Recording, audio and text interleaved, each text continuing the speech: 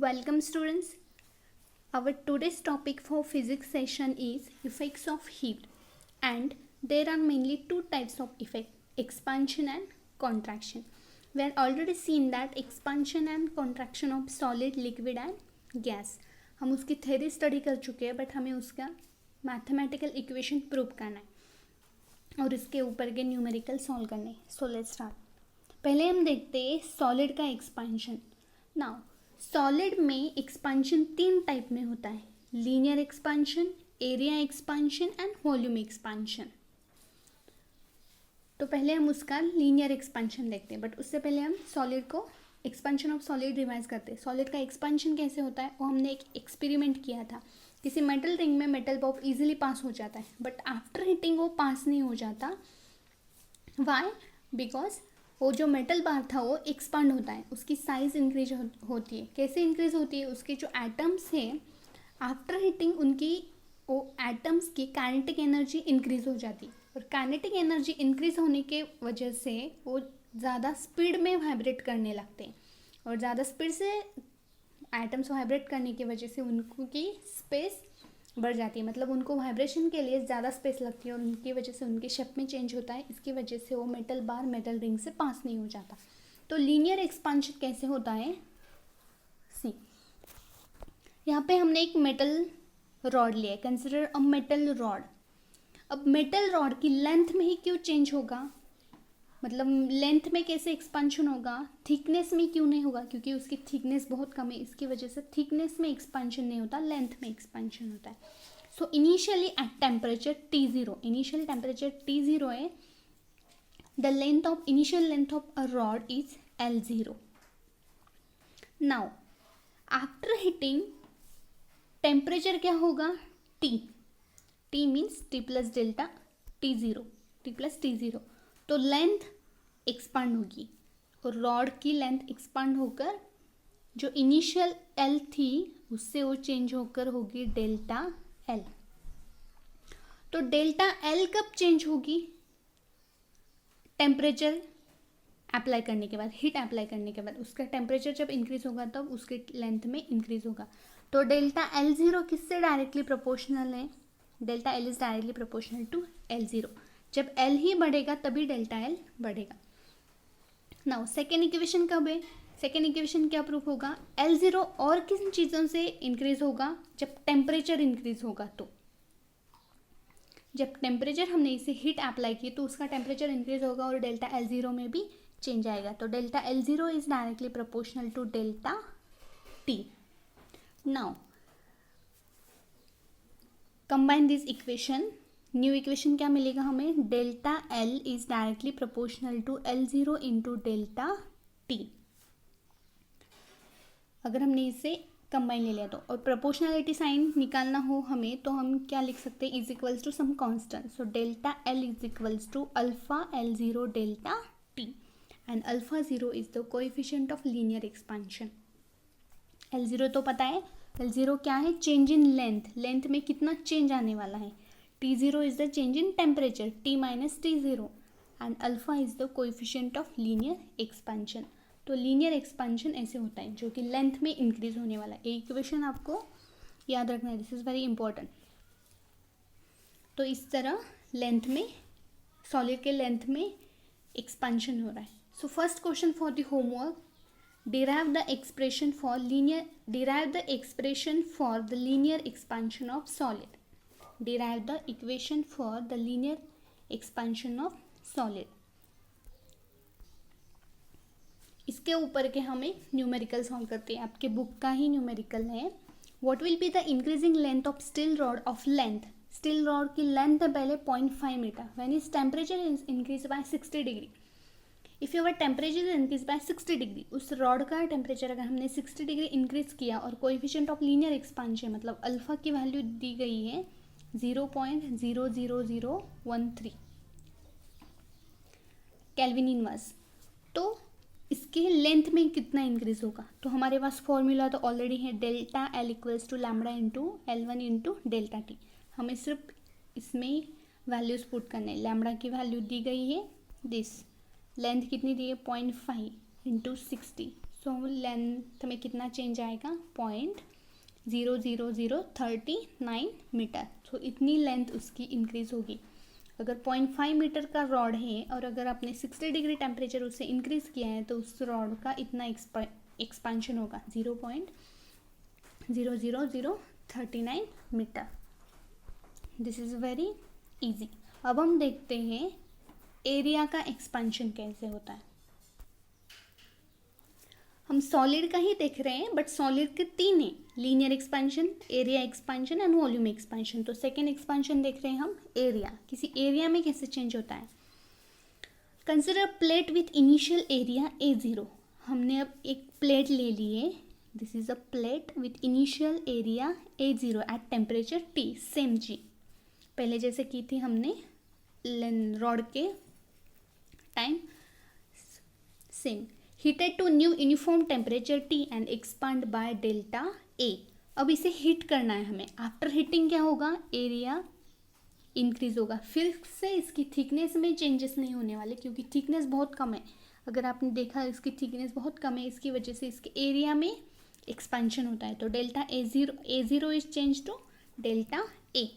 तो इसका इक्वेशन क्या आएगा, A0 कब चेंज होगा और डेल्टा A कब चेंज होगा, जब एरिया में चेंज होगा। तो पहले इक्वेशन क्या आएगा, delta A is directly proportional to A0। जब एरिया बढ़ेगा तभी तो A एरिया बढ़ने वाला है ना। तो this is the first equation. और सेकेंड केस में कब एरिया इंक्रीज होगा, जब हम इसका टेम्परेचर इंक्रीज कर देंगे, आई मीन हीट अप्लाई कर देंगे, तब वो इसकी हीट इसका एरिया बढ़ेगा। तो सेकेंड इक्वेशन क्या आएगा, delta A0 is directly proportional to delta T, same like that linear expansion. और हमने इसको कंबाइन इक्वेशन ले लिया तो क्या होगा, delta A is directly proportional to A0 into delta T। So equals to हमें क्या चाहिए, सिर्फ constant. So delta A equals to beta into A0 delta T। और बीटा क्या है हमारा, coefficient of area expansion. A क्या है, change in area, T is change in temperature. So इस तरह हम एरिया का एक्सपांशन फाइंड कर सकते हैं। So second question for the homework is derive the expression for the areal expansion of solid के एरियल एक्सपांशन का आपको एक्सप्रेशन डिराइव करना है। Now see the third volume expansion. Solid के वॉल्यूम का किस तरह एक्सपांशन होता है। Consider metal cube. अब एक मेटल क्यूब है with initial length L0। Metal की एक इनिशियल लेंथ है L0। अब जब सॉलिड हीट होता है, मतलब उसका टेम्परेचर जब इंक्रीज होता है तो हर साइड से उसका एक्सपेंशन होता है, मतलब उसकी लेंथ हर साइड से इंक्रीज होगी। तो इसके वॉल्यूम में चेंज आकर एक नया वॉल्यूम हमें मिलेगा।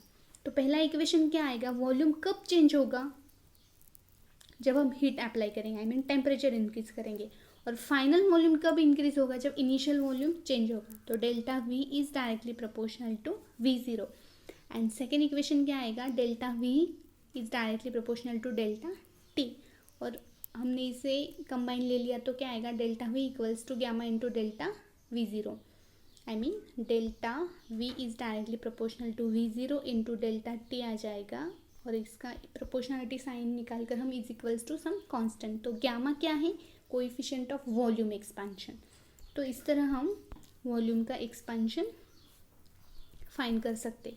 अब हम देखते हैं इसका यूनिट, जो हमने लीनियर एक्सपेंशन में अल्फा लिया था, एरियल एक्सपेंशन में बीटा लिया था और वॉल्यूम एक्सपेंशन में गैमा लिया। तो इसका टेम्परेचर यूनिट क्या आएगा, बेसिक यूनिट।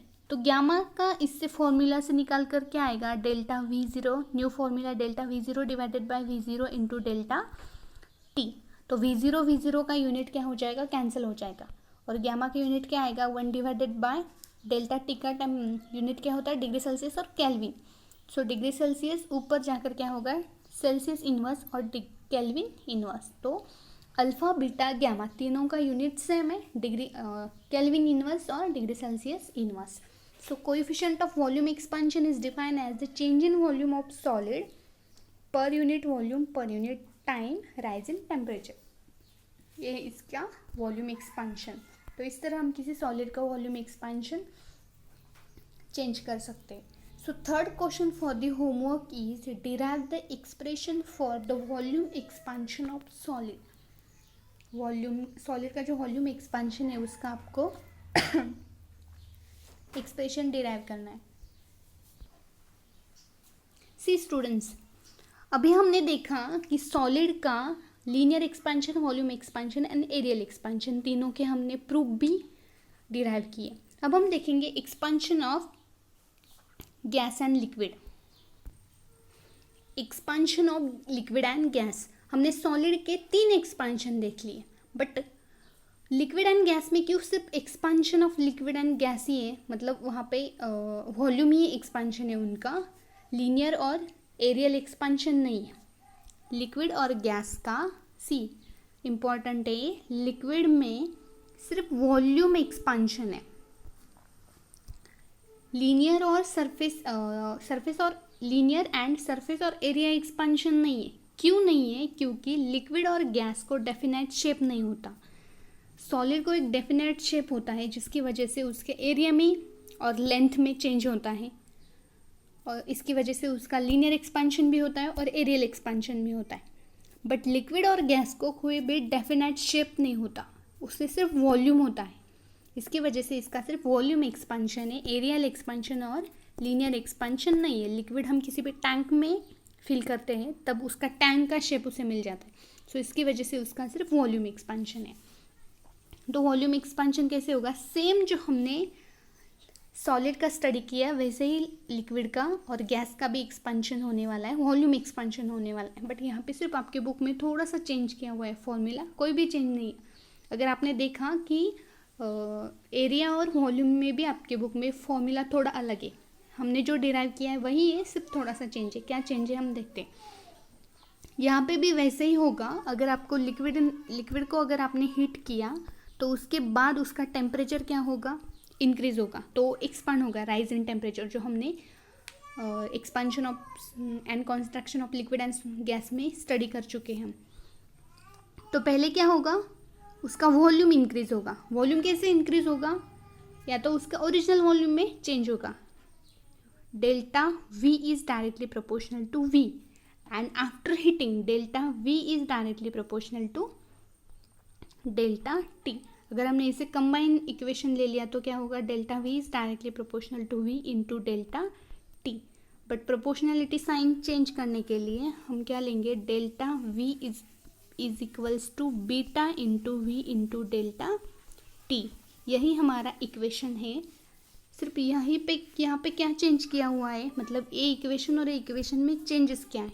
अगर कुछ स्टूडेंट्स को समझ में नहीं आया तो देखिए, हमने प्रूव किया तो हमें इक्वेशन ये आया है, delta V equals to beta into V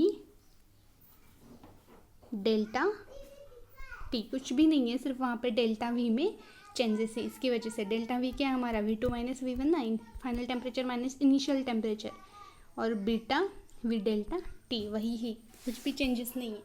सो इस तरह लिक्विड और गैसेस का